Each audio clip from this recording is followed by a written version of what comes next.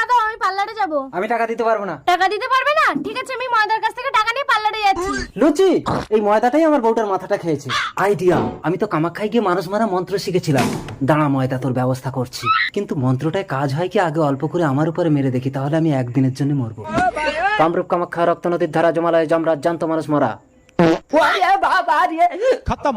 লুচি বৌদি, আজ তাহলে আসি। ঘর পর্যন্ত এসে চলে যাবে ময়দা? চলো চা খেয়ে যাবে। আমি চা খাই না, দুধ খাই। চলো দুধ দেবো। গরম করে দিতে হবে কিন্তু। ও মা গো, আমার স্বামী তো পড়ে গেছে। ঘরে বসেছিল, আমি দেখে গেছি। আমার মা গো, আমাকে একদম টাকা দিতে চাইতো না আমার মা গো।